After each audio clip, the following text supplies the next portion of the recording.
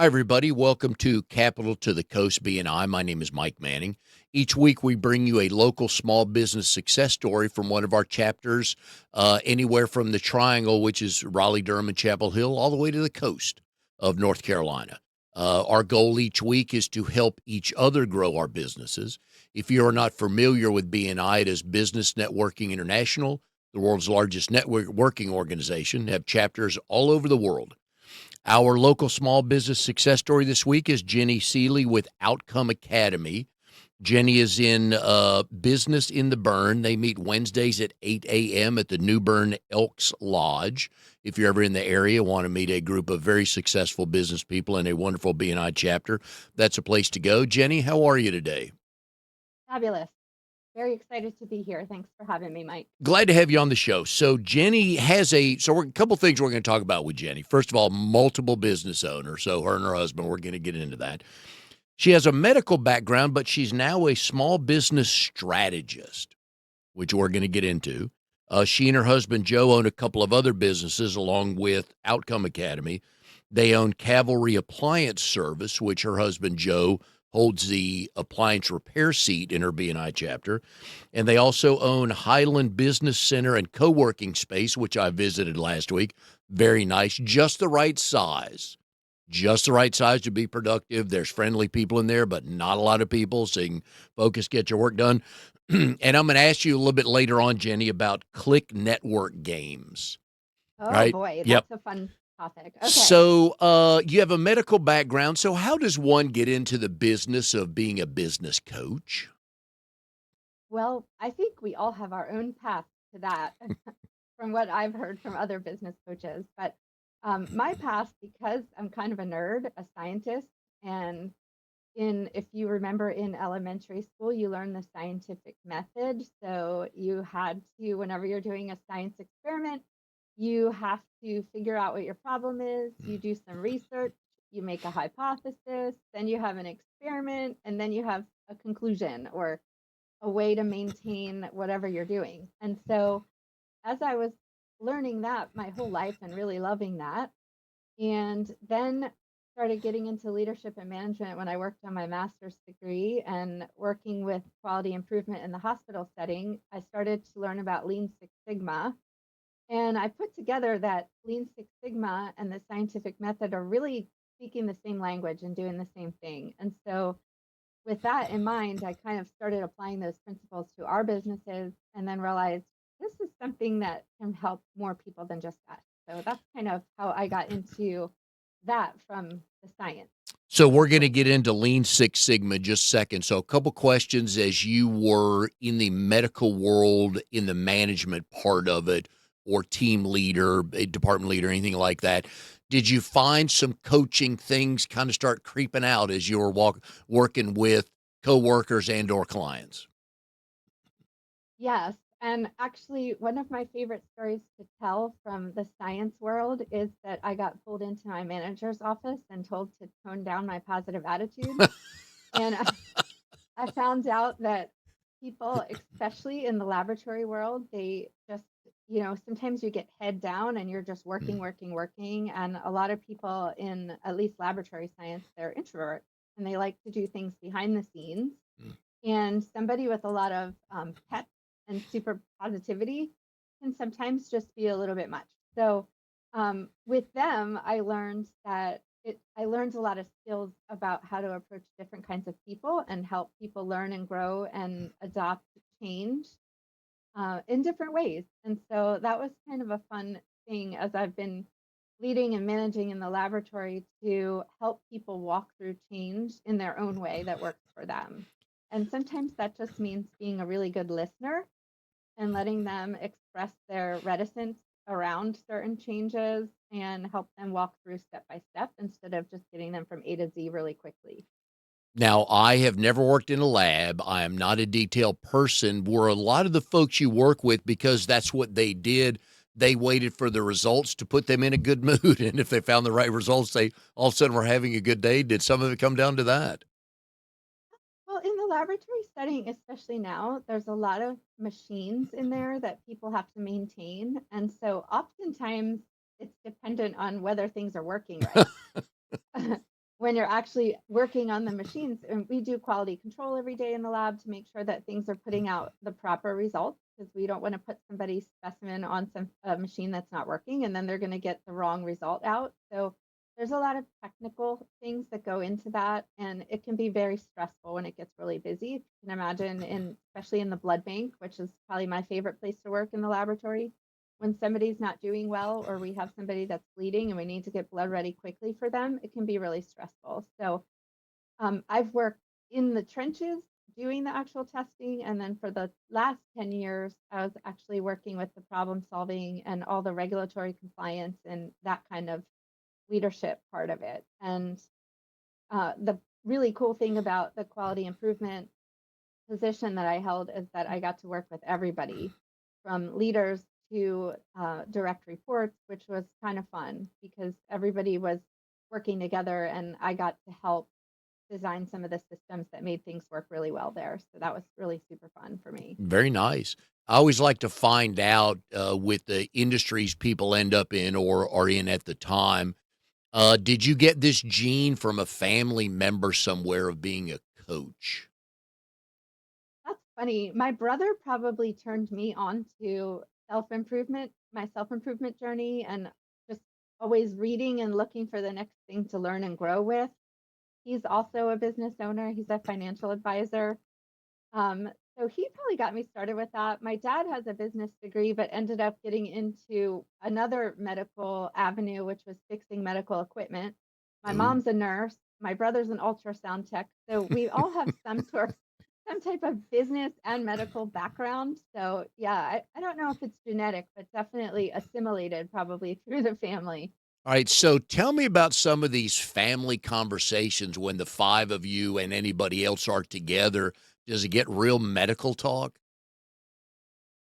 I think, well, we all are working on wellness goals right now in our family. So we're working on some of that. And we do talk about medical things, but I think right now there's a couple of new little ones in the family. My brother has a couple of little boys, and they are the highlight of everybody's Mm, conversation. yeah. So I think when we have family time, we really just dive into the quality time of family and we kind of take work out of it a little bit, which is something that's really hard for all of us, but we try to do that, and I think that's really important, kind of turn off some of the work talk and just zone in on just what we all are excited about right now.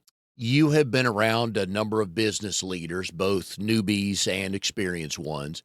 What are a couple of the as people think of because there's always things there people are thinking about doing. One is, oh, I've always wanted my own business. Oh, I've always wanted to write a book. Oh, I always wanted to climb the whatever mountain or things like that. We've got our bucket list. So, of the successful, and you can just define successful however you want, business owners you've been around, what are one or two of the qualities that they all share?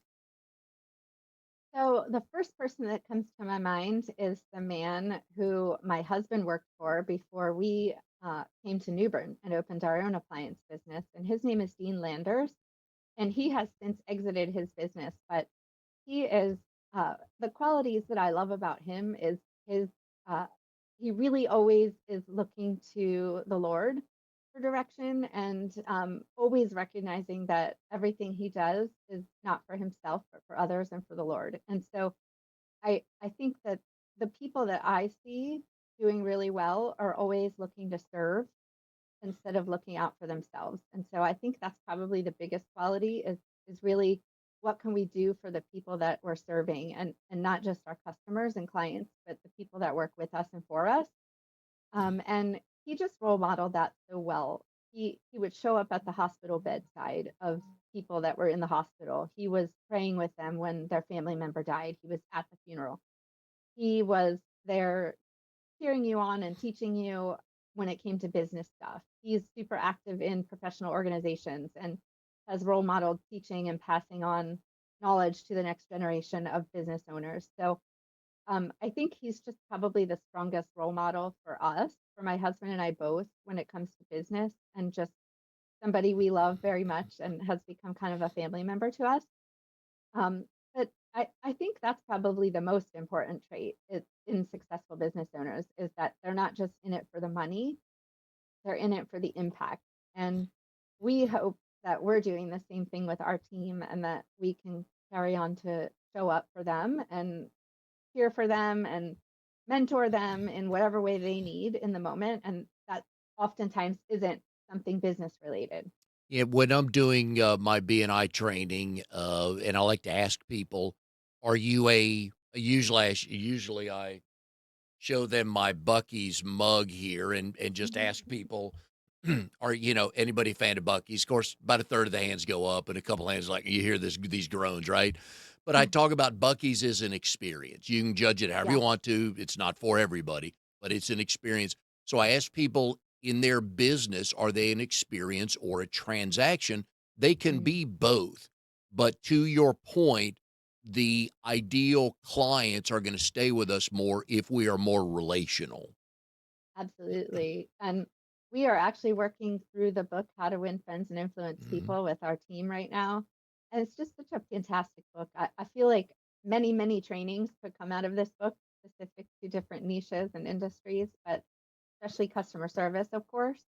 But we were looking for some type of training for our administrative young ladies that answer the phone and deal with customers. And when you have a customer that's unhappy, Mm. or maybe they just want something done today and we can't do it for them today, and they're just not, whatever you do, you're just not going to make some people happy that day. And they were asking for some kind of help to deal with people like that and how to de-escalate situations. And one of my colleagues that I associate with through our professional organization is in Raleigh, and he sends people through the Dale Carnegie trainings, and they were super expensive. So I just, not that they're not probably wonderful, but it wasn't an option for us right now to send our whole team there. So we decided to go through this book instead, and it has been really wonderful to just walk through some of the things. Like today in our morning meeting, we talked about being a good conversationalist. And just like you're doing right now, Mike, you're listening and you're letting me have a chance to share Mhm. everything that I have to share before you interrupt me and start sharing something that you want to share. So we just talked about that when somebody's upset or unhappy or they want something, that piece is very relational and not transactional, to just give them a chance to say what is on their heart before we interject and tell them how we can help them. Yeah, a lot of times people will miss in my mind, the first point of customer relations. And we all grew up, we always heard the phrase, the customer's always right. And Mhm. there's a lot of truth to that. They're not always right, but in the moment, their gripe or their issue is right.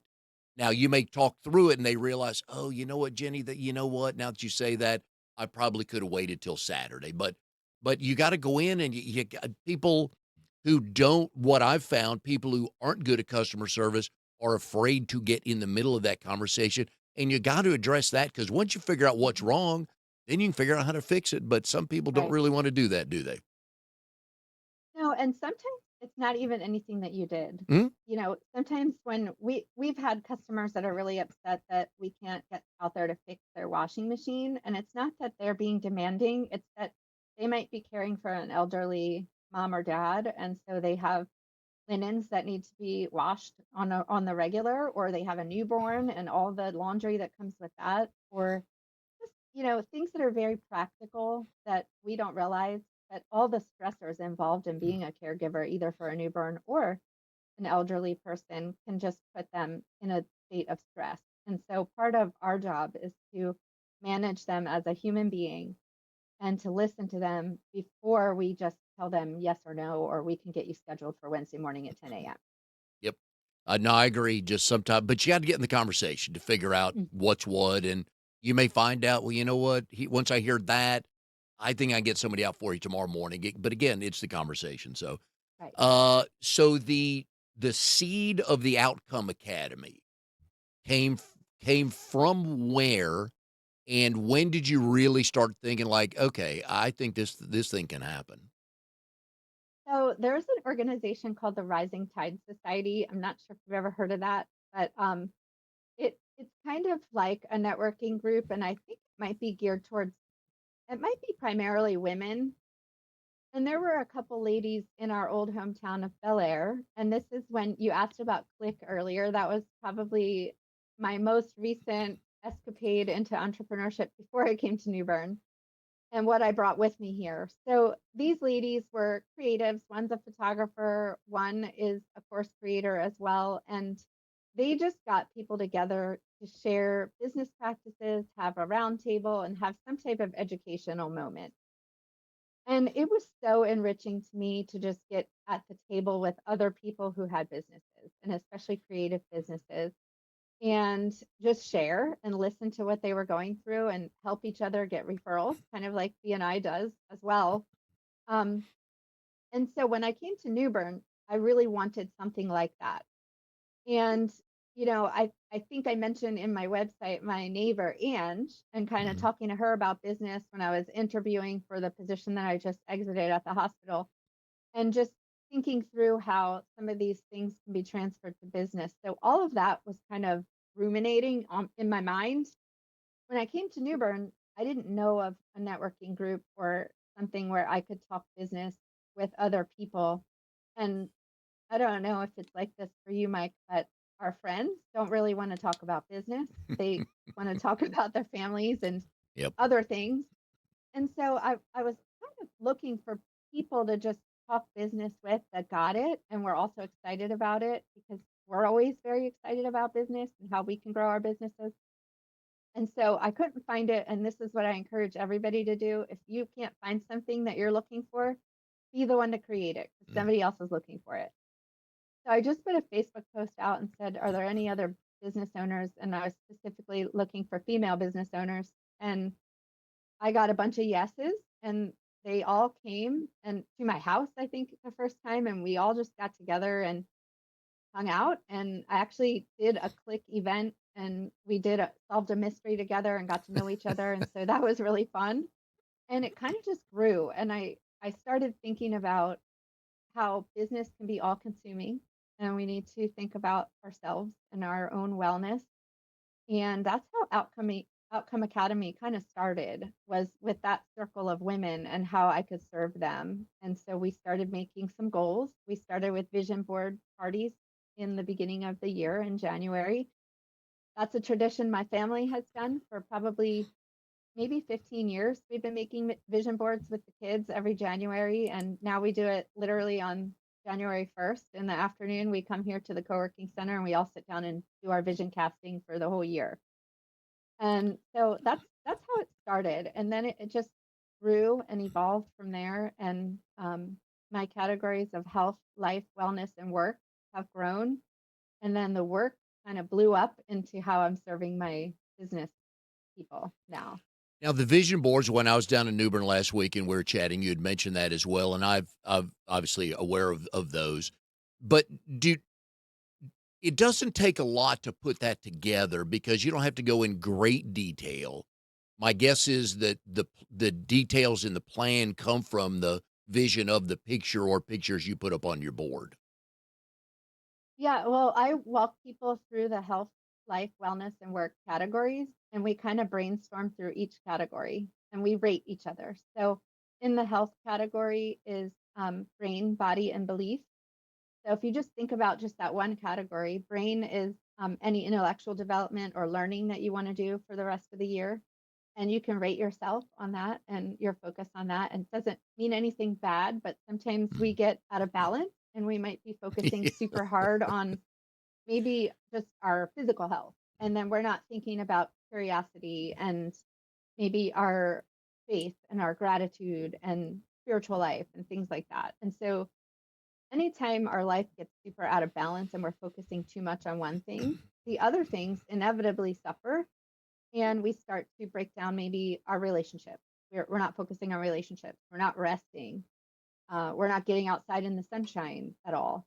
And so we go through every single category and then we just really think about where we are deficient right now and maybe where our balance kind of got out of balance.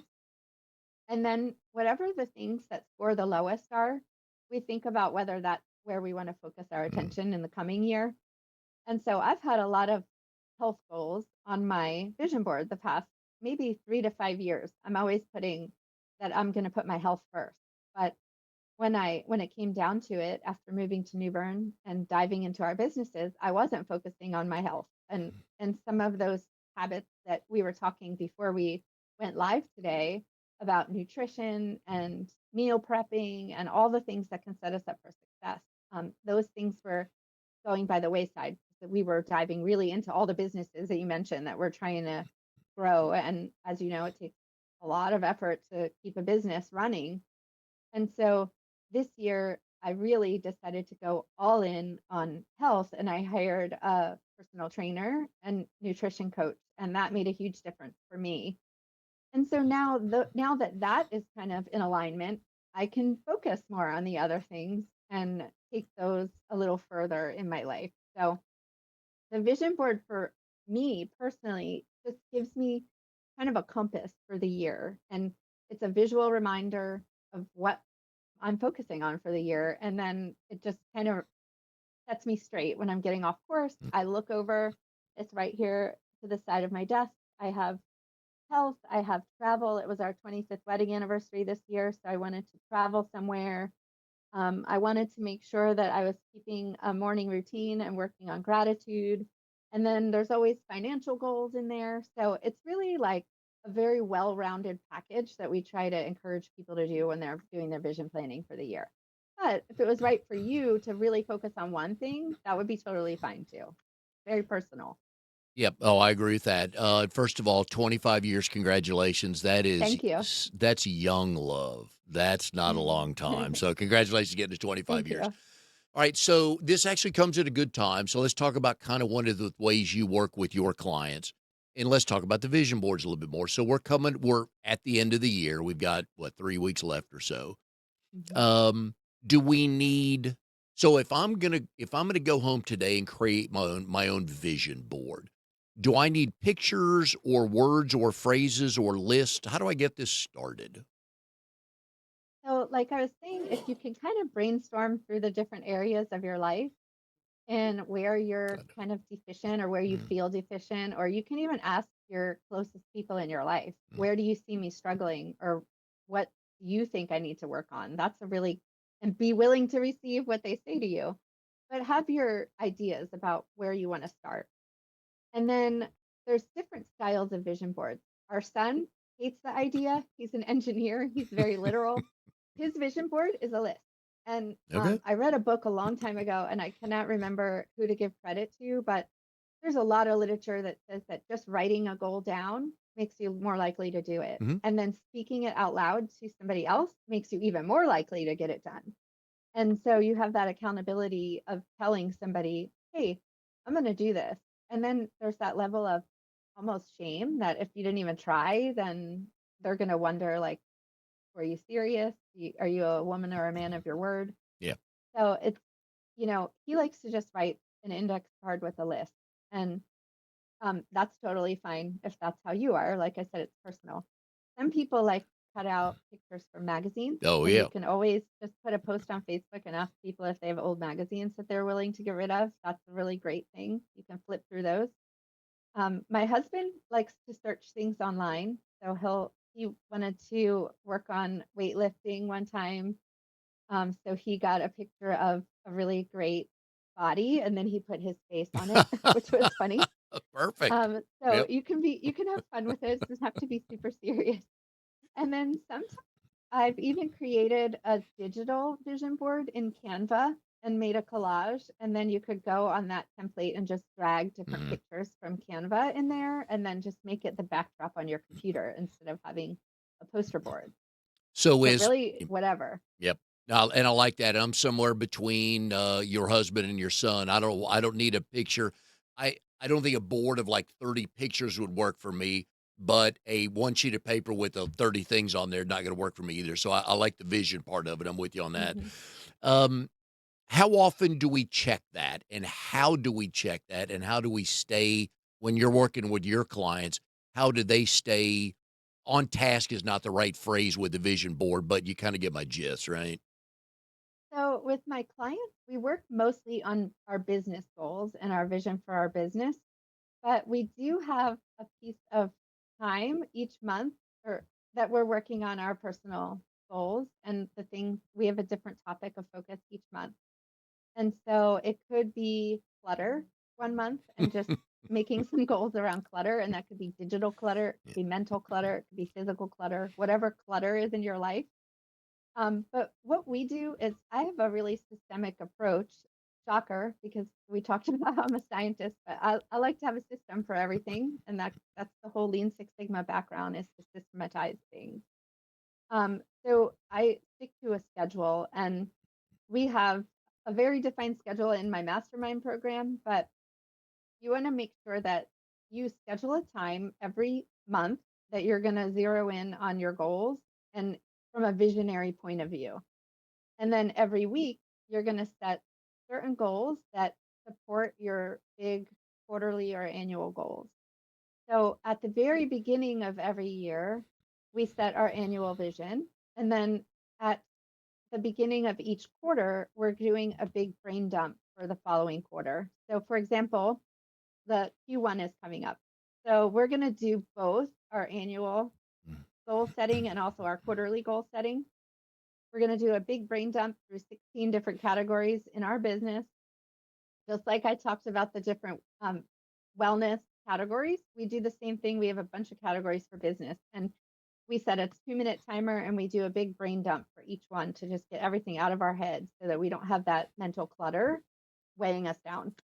We make a giant to do list and then we go through and prioritize everything by impact and urgency Mhm. and time that it takes to do it. Anything that takes less than a day to do can be scheduled for a week. If it's something that's going to take many days, weeks, or months, or even years to do, those things are going to be scheduled out for annual or quarterly goals. And then you're going to break those down into smaller steps so that you can tackle them weekly.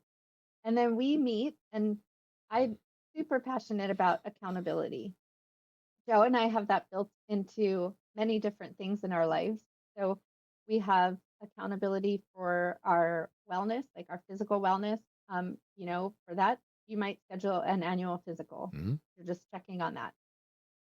For exercise, I have my fitness and nutrition coach. I have a BNI friend that is in Illinois. Her name's Shayna, and they own My Office Help and she is my accountability partner. And we talk about, we go through a book together that we read and we talk about our personal goals. And so right now we are reading the secrets of the millionaire mind, and we're working through that and some of our financial goals. And then, so she's my accountability partner for that. We have a peer group that's industry specific. We have a mastermind that's industry specific. And then we have our Outcome Academy mastermind that we run, but also participate in one of the groups.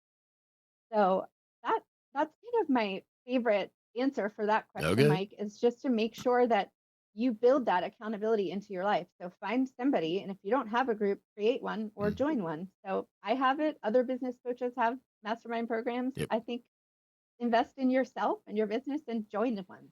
Yeah, I'm looking into creating a working grandparents group Mm, because I love we're that. still young.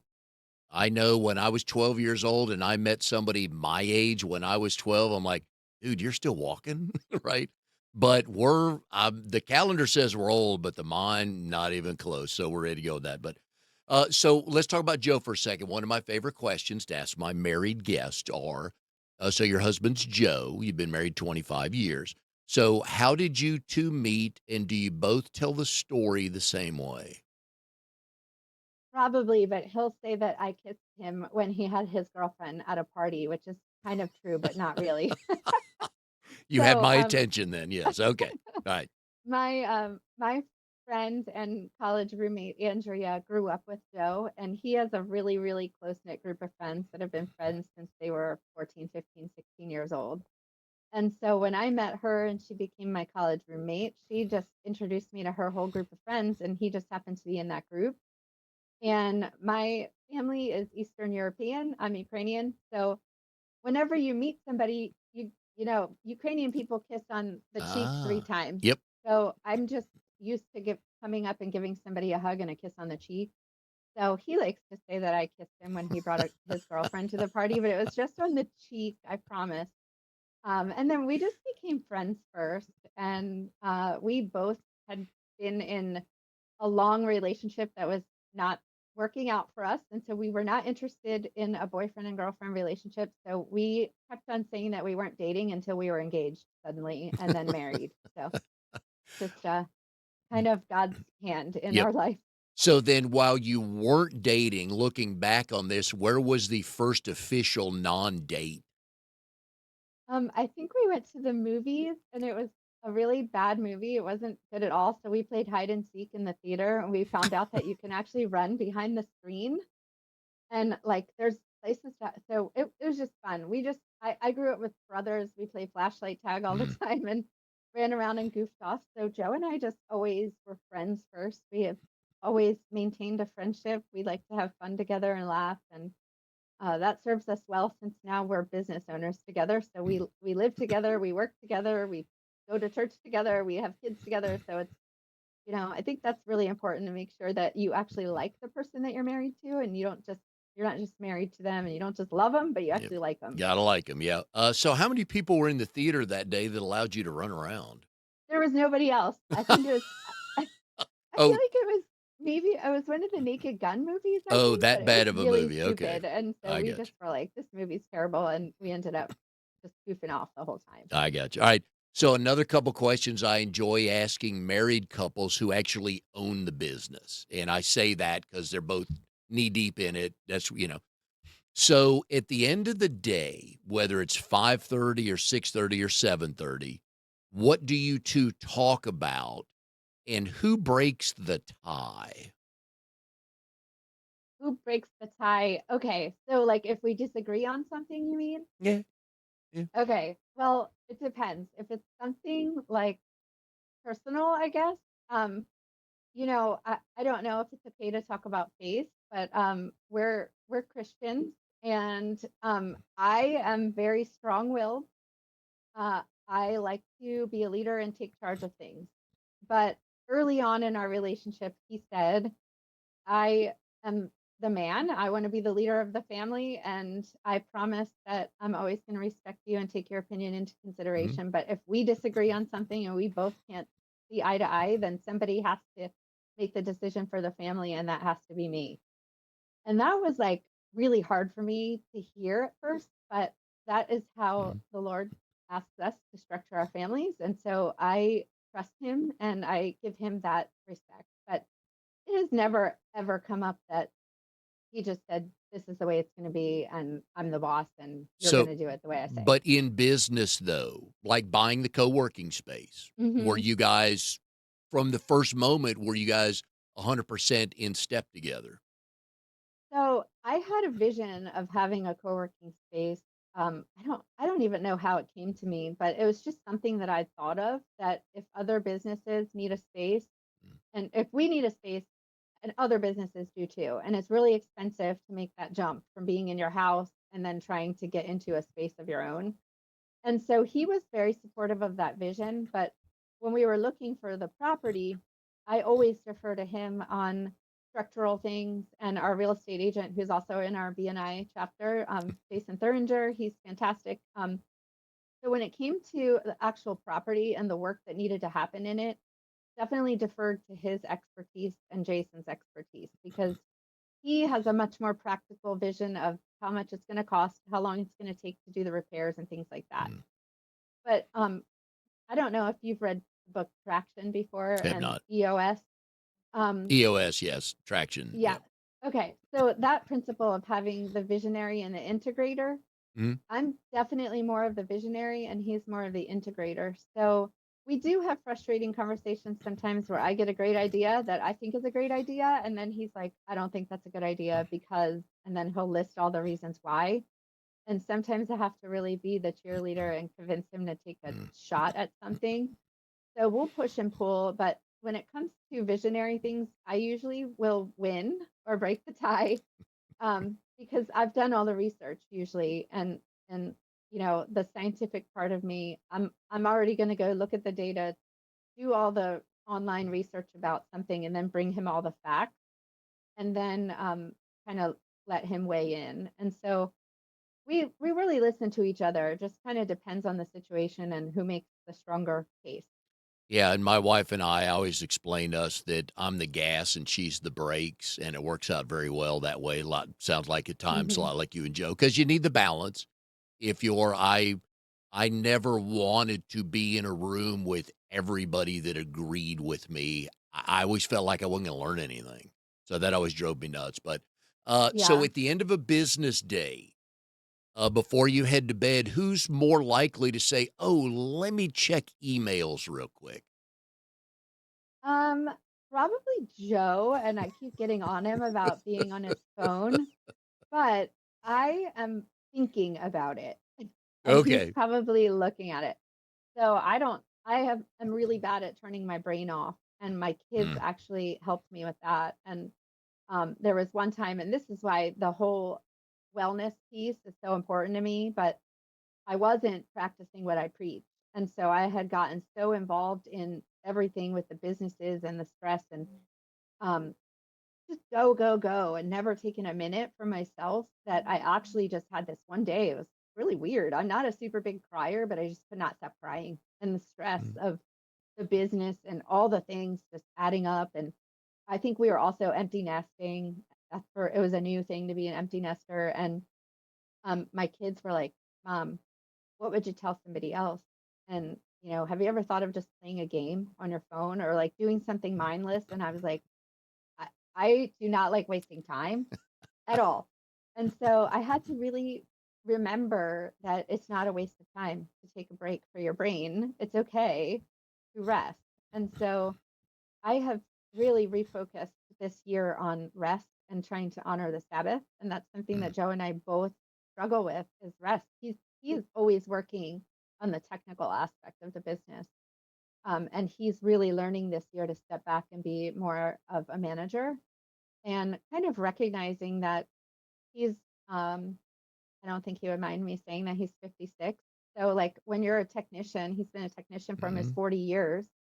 That's hard on your body. Yep. So, he could have another 10, 15 years in him as far as running service calls, but he's recognizing now that it's time to start passing the baton and teaching more Yep.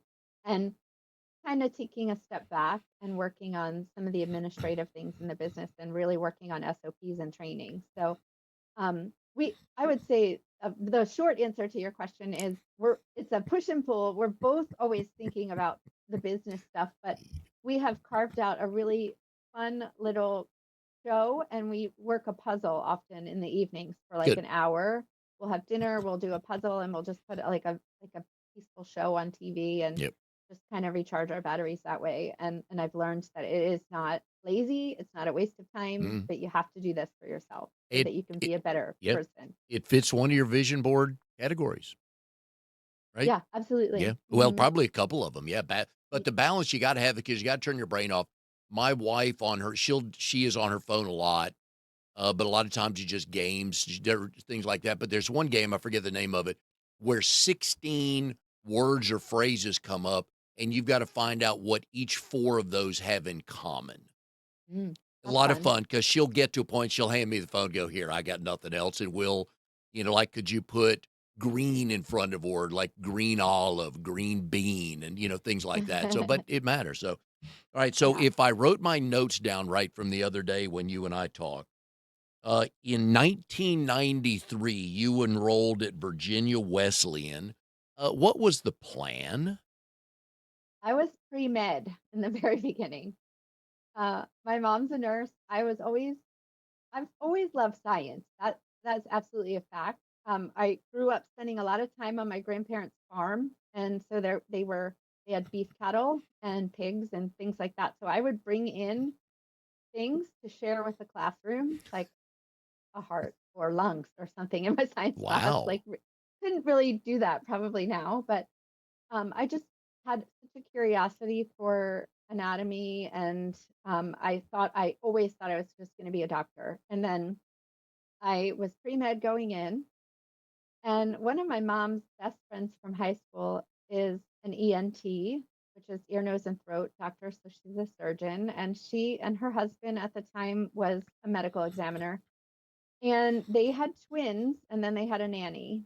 And then I started working for an oral surgeon around that time and worked in a hospital emergency room. And then he had a child, and I was his nanny for a little while over the summertime. And I started thinking to myself that I really, really wanted to have a family, and no judgment at all for their having nannies, but I didn't want to do that. Mhm. I wanted to be the mom full out, and I didn't want to share that with somebody. I was wanted to be selfish with that.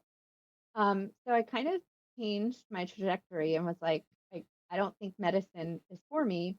But didn't want to be a nurse, because in working at the oral surgery office and doing oral surgery stuff with him, assisting him and caring for the patients there, I realized that I didn't really want to have one-on-one patient care either. So I tell my kids and all their friends, and really anybody I come in contact to in business too, finding out what you don't want to do, I think it's even more important than finding out what you do want to do, Agreed. because you do not want to spend your whole entire life doing something that doesn't light you up. And so I came to that realization, and then I was like, crap, what am I going to do? I've always wanted to be a doctor since I was in elementary school, and now I have no idea. And so I was transitioning to the university. I went to 6 different colleges, like I told you. Didn't really know what I wanted to do, kept transferring, figuring out. And that's another thing I tell the young people. It's okay if you're not on a 4-year plan. It's okay if you don't know what you want to do. And I think it's a lot to put on our young people to decide what they want to do when they're 18 years old and their brains don't even finish developing till they're 25. So I give everybody complete permission to let life happen and evolve as a human, and in your vocation and in your life choices and all the things, because you're going to change a lot. Even in the past 10 years, I've changed a lot in what I want from my life. So um, I finally ended up at Towson University, which is right next to the hospital that I just exited from. And I applied for a job in the laboratory and I didn't get it. And I got a different job, which was working to help the people that are medical technologists. And that's what I ended up with my undergraduate degree in. And so I just fell into it and found out that a human being was actually running the lab test. Because I don't know what I thought. You get your blood drawn and then you get an answer, and you don't even think that somebody that's very educated is actually doing all the things and maintaining the laboratory to help you get your test done. So that's how I found out about that. And then just in my time in the laboratory and wanting to make things more efficient and help people be a little happier, I fell into Lean Six Sigma and then working on leadership and management. And that whole world opened up to me with process improvement. It's funny how that works when at the age of 18, we're like, "Oh, this," and then a phone call, a friend goes, "Hey, come with me. I'm gonna check something out," and, Hmm. but again, I love the fact that you said we need to eliminate what we don't wanna do. My Absolutely. brother my brother was he didn't go to quite as many schools as you did, but close, and it didn't dawn on him like everything else, like, especially with going to the gym. I'll decide when I wanna go. Everybody else knows I need to go, but until I wake up that morning and go, "I'm over this, I'm gonna do that." So my brother went to East Carolina, and he was tending bar one night. And when it hit him, he goes, "What am I doing? I do not Hmm. wanna do this for the rest of my life," and then, boom, like a lot of things with you, all of a sudden, some plans came into place, and it's like, "All right, let me figure out what I wanna do." So I love that it's okay to eliminate things instead of trying to figure out the top 3 things. Let's get rid of the bottom 3 And as well. the only way to eliminate or find your passion is to try new things Yep. too. So Oh, like if you're not happy, my biggest pet peeve is complaining and saying that you don't like whatever it is. You mm. don't like and something in your life, but you're not willing to take an action to make something different. And so that's really like the name Outcome Academy for my business. I tell people, in order to own your outcome, you have to own your outcome. Meaning that you have to own where you are today and your hand in it. And that doesn't mean that bad things don't happen to us. Of course they do. And we can't control everything that happens to us. But just started listening to A Man's Search for Meaning with Joe on the way home from church yesterday by Viktor Frankl. And he's a survivor of Auschwitz. Wow. And, he said, like, that's what you have. You have agency over how you respond. He did not have agency over what happened to him in the concentration camp, but he had agency over his response and how he was going to go about making joy out of things and having gratitude for every little thing. And so, um, if you're not willing to take the steps to change something, I can't help you. And Yeah. so I don't want to work with people that are going to sit here and tell me all the bad things in their life, but they're not going to do anything different and try something, a new job, a new time that you wake up in the morning, a new exercise, a new friendship, Mhm. anything, just Yep. something new that's going to make you move forward and change something in your life. Yeah, sometimes I just want you to bring a solution. I know you're gonna bitch about 8 things, I get that because 'cause I've heard you, but for one of those 8s, why don't you bring a solution to one of those? Or, well, no, okay. So, I see where our conversation is Or going, but be open, or be yes. open to somebody else's Yep. solution. Yeah. If No. if you told me, well, you're exhausted and grumpy, well, why don't you try turning off your phone at Mm. 9 p.m. every night instead of staring at your phone? If I'm not willing to try something Yep. new or like eliminate a food out of my diet that might be making me have inflammation or something, like you gotta try something new. I'm with you. I'm with you. Alright, so we've been putting Jenny's phone number up on the screen here. Jenny, give us your website, It's outcomeacademy.com. right? So, folks, you've been hearing the knowledge from Jenny. Recommend you check out her website. Recommend you give her a call. A couple of questions you have on starting a business, growing your business, or putting perspective into it. She's got years of experience in that. So it's the end of the year, Jenny. We're going to help a couple people that are watching today.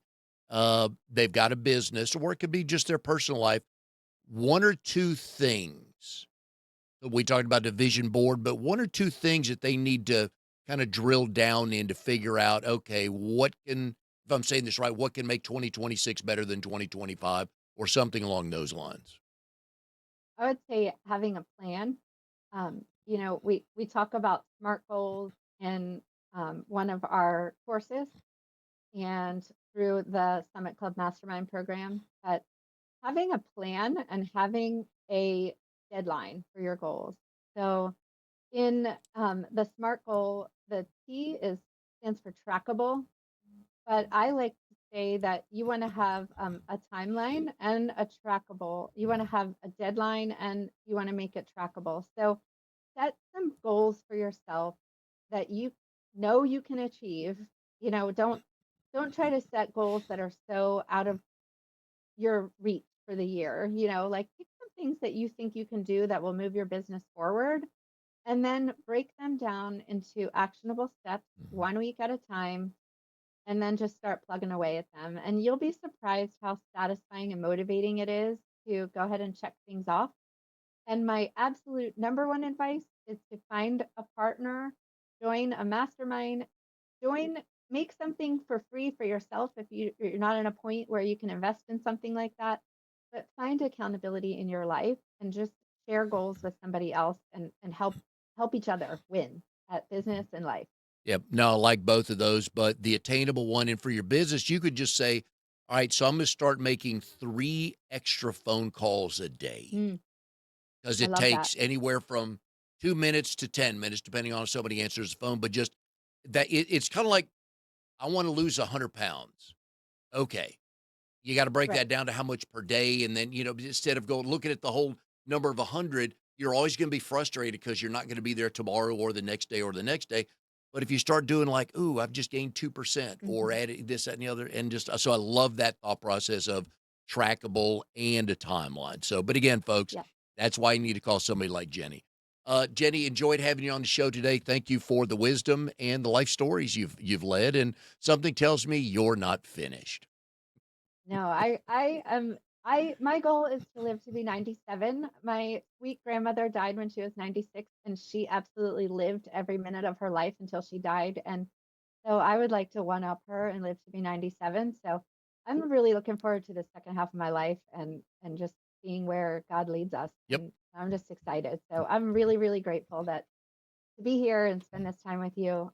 Quality time is my love language. So thanks for giving me some of your precious time, Mike. My pleasure. Like I said, check her out at outcomeacademy.com. We've been putting her phone number up there. But again, you need to find people. 'Cause sometimes we can't answer our own questions because we don't see it, and somebody like Jenny would do that. So anyways, thank you for being on the show today, and we will see everybody next Okay. time on Capital to the Coast BNI.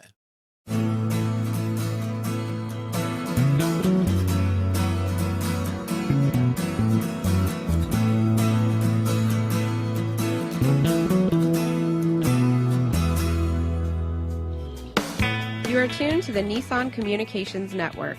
If you tuned in too late, you can always watch each program in its entirety or download an MP3 audio file of it in the archives section at nissancommunications.com. Don't forget to subscribe to our YouTube channel, follow us on Twitter, and like us on Facebook. Sponsored by StreamingGear.com and DeltaForce.net.